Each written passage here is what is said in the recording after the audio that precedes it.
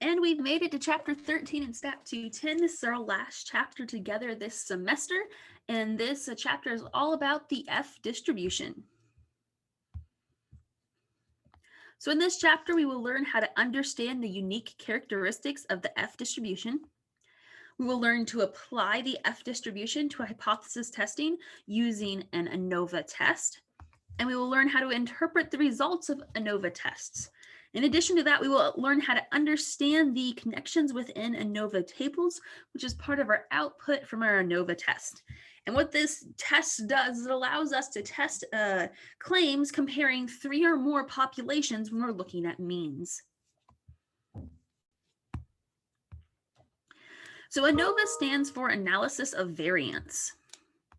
The ANOVA test is used to determine the existence of a statistically significant difference among several group means. The test uses variances to determine if the means are equal or not. Now, there's 5 assumptions that we make when we're doing an ANOVA test. The first of which is that the population from which the sample was taken is assumed to be normal. All of our samples are randomly selected and they are independent. We assume that the populations have equal standard deviation or variance, that we have a factor variable that is a categorical variable, and we have a response variable, which is a numerical variable. Now, in order to perform an ANOVA test, we need to know something about the F distribution and the F ratio. So the F statistic is a ratio or a fraction, and there are 2 sets of degrees of freedom, one for the numerator and one for the denominator. To perform these calculations, we need to have 2 estimates of the variance. We need an estimate of variance between samples and an estimate of variance within the samples. We need to make sure that we're careful when we're doing our calculations here, and we'll end up with a sum of squares, or SS, for between and within both, and then we'll have a mean of squares for between and within both, and then what we'll do is we'll take that mean of squares for between divided by mean of squares for within, and that gives us our F. Now, as you're thinking about how are we calculating each of these things, so we're going to have a formula that's going to take us from the sum of squares to the mean of squares using our degrees of freedom. So there's a degrees of freedom for the between, a degrees of freedom for the within, and we'll have a formula for the sum of squares, and we'll use those formulas for sum of squares to get us those values, and then we'll find our degrees of freedom. We'll have formulas for that, and then there's a relationship between mean of squares and sum of squares and degrees of freedom that'll get us to the mean of squares, and then by taking the ratio of our mean of squares, we have our F statistic. So some formulas, there's a lot of details here, and I will let you know that we're not going to do this by hand, but it is nice to know and have a little bit of understanding of what's going on. So K is the number of different groups. N sub j is the size of the jth group. S sub j is the sum of the values in the jth group, and N is the total number of values combined. When you see X in one of our formulas, that is going to be talking about just one value. So that's just kind of like some information to get us ready for talking about these formulas. So the first formula for you is the degrees of freedom between. Degrees of freedom between is K minus 1, so the number of groups minus 1.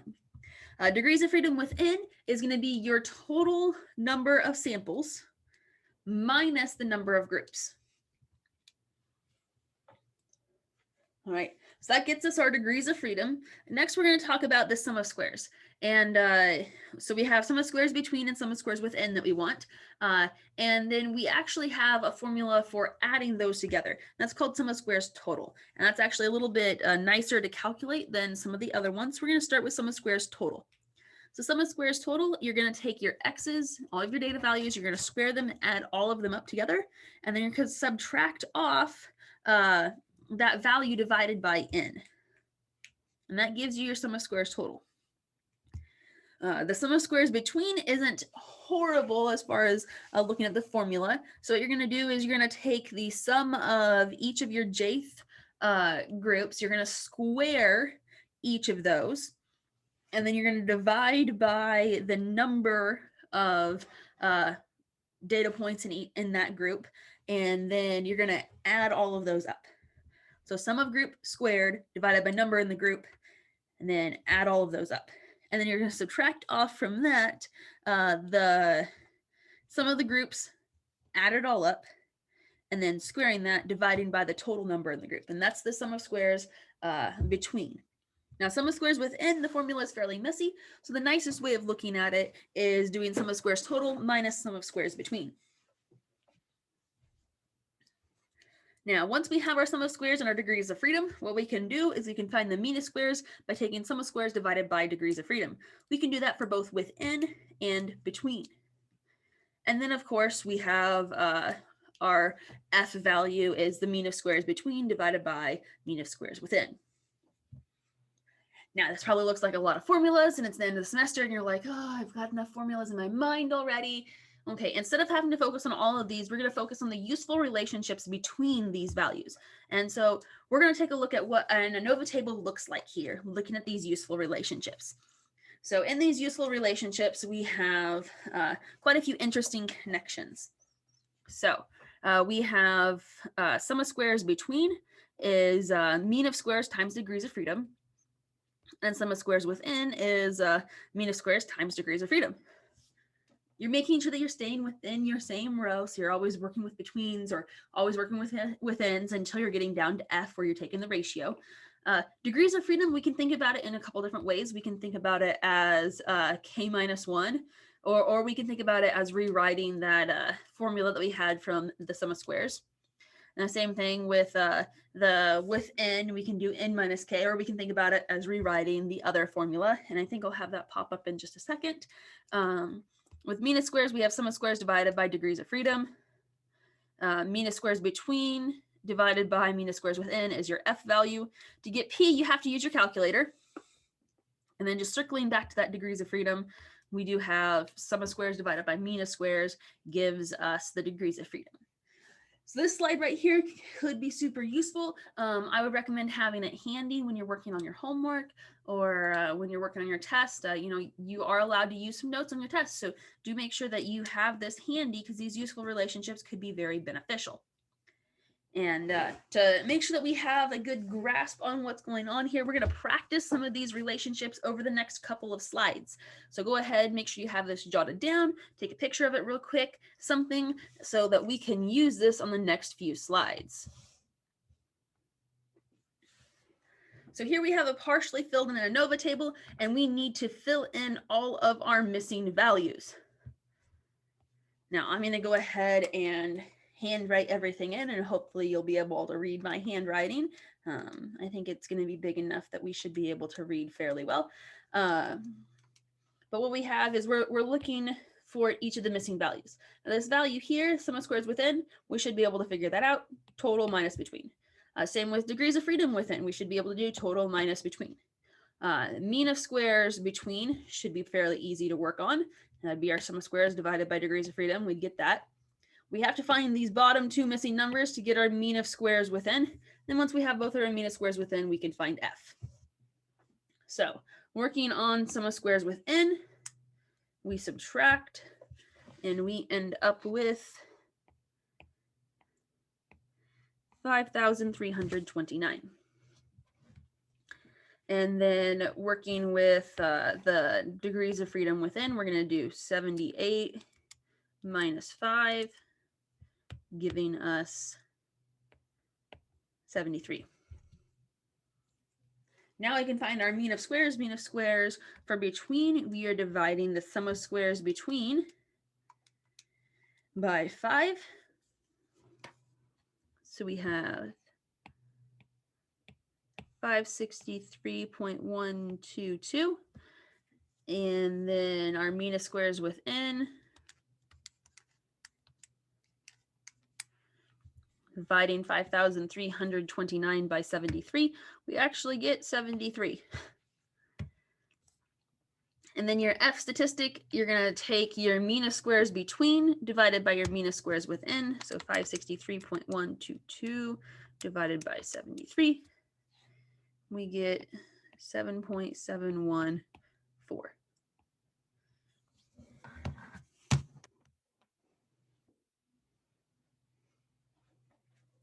you'll see a few homework questions where you're going to be asked to do something similar to this. And here's all of them typed out to make sure that you can read it well. We're going to do a couple more examples like this before we move on to actually performing an ANOVA test and talking about how we do that on our calculator and how to write the hypotheses and everything. But this ANOVA table that we're working on is going to be what we're actually going to show in our step 3. Instead of just listing our test statistic and our p-value, it's appropriate to go ahead and show the entire ANOVA table.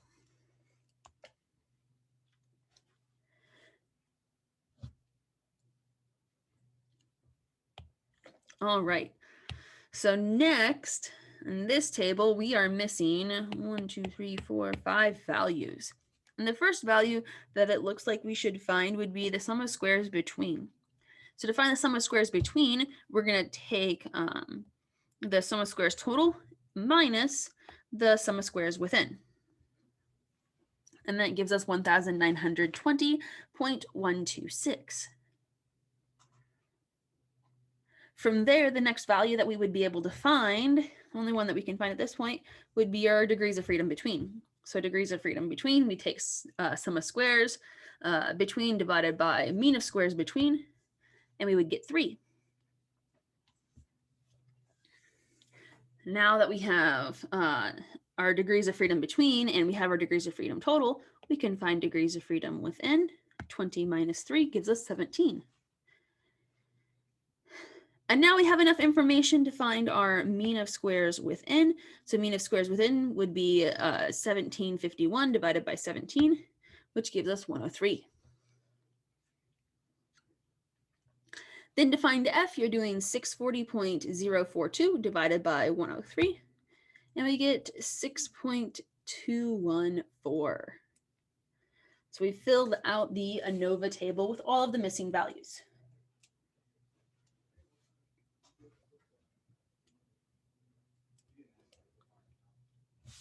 Let's try another one. In this one, there's a couple of places that we could start. We could choose to start with our degrees of freedom, or we could choose to start with the mean of squares. Let's go ahead and start with the degrees of freedom here. This one's the one that's a little bit more straightforward. So degrees of freedom, we have sum of squares divided by mean of squares. So 792 divided by 18 gives us 44.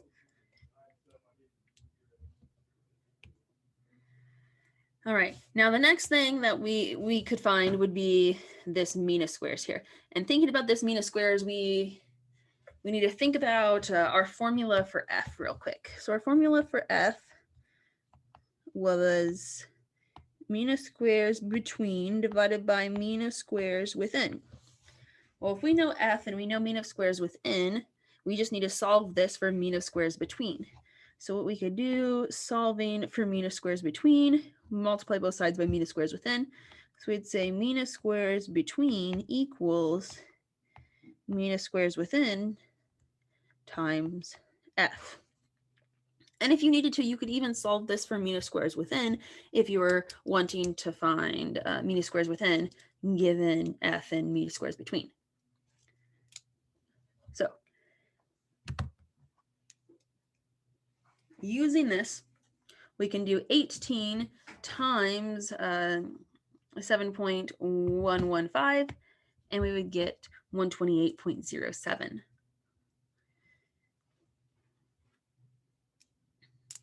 Then the next thing that we could find would be our degrees of freedom between. Let's go ahead and take our total minus the within for degrees of freedom. We get degrees of freedom between is 6. And then last but not least, our sum of squares between. We're going to take our degrees of freedom times our mean of squares, and we get 768.42. Now, we don't have to have the total down here filled in, so I'm actually not going to fill it in. You can if you want to, but it's not something that's required.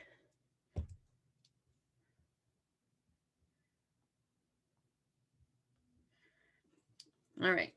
So we're ready to kind of start thinking about our hypothesis test, and it's the same 5 steps that we've been doing all semester so far with our hypothesis testing.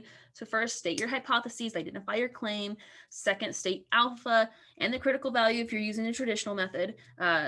3, complete an ANOVA table and your p-value if you're using the p-value method. 4, make your decision, compare alpha and p. And then 5, write your sentence. Now, hypotheses for the ANOVA test are different than the hypotheses that we've seen before. So the null hypothesis is that all of the means are the same, and the alternative hypothesis is at least one pair of means is different. Now, there's a couple of ways that you can write this alternative hypothesis. You could also write it as at least one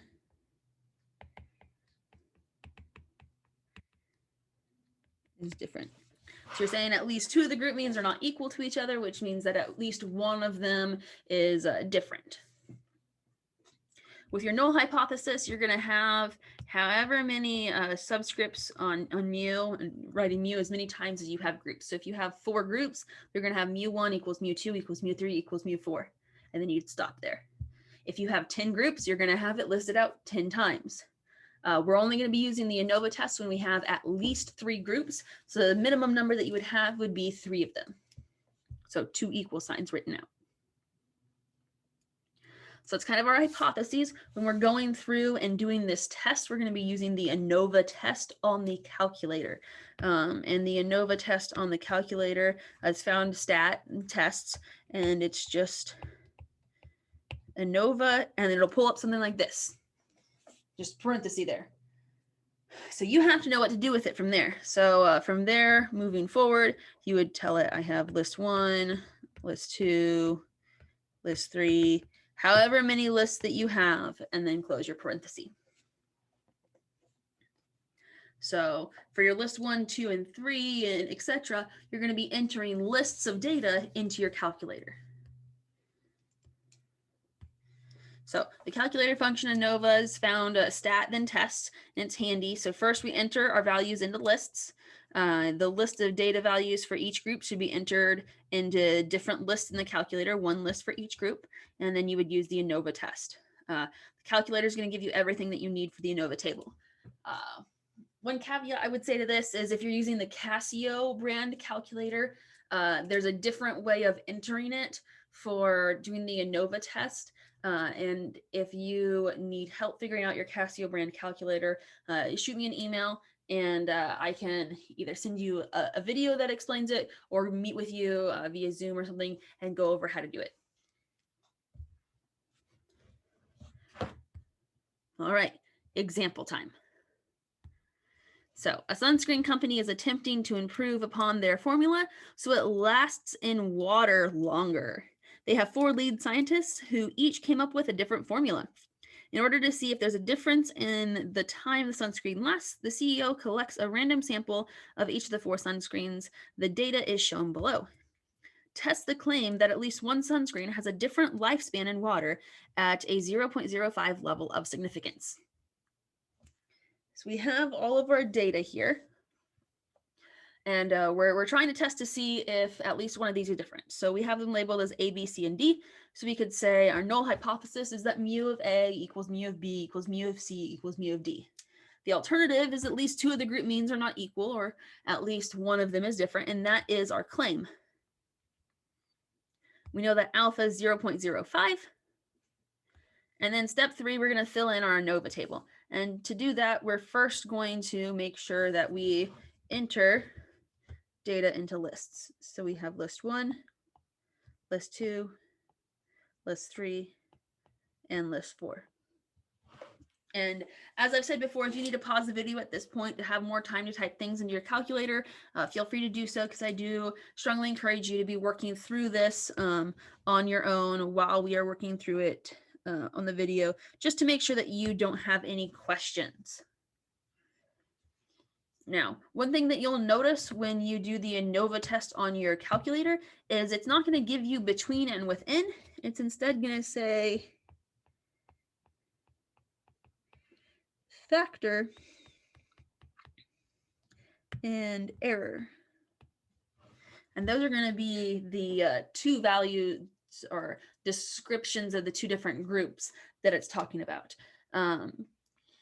So just know that factor goes with between, error goes with within. One thing that I like to think about is look at my degrees of freedom. That should be able to be a good hint as to which is which, because we should be able to calculate degrees of freedom easily. We know without having done anything yet, without having to think super hard, that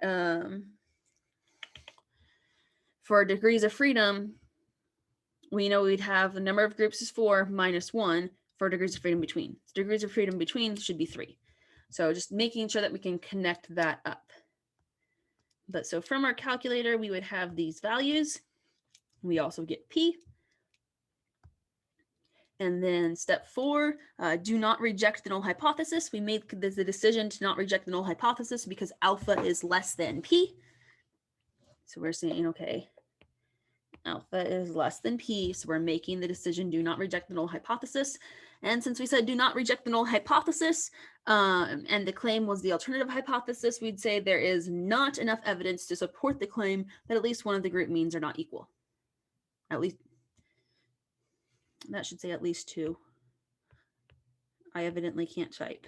At least 2 of the group means are not equal, or at least one of the means is different. All right, so that is chapter 13, and that ends our lectures on Stat 210. If you have any questions, again, make sure that you do email me.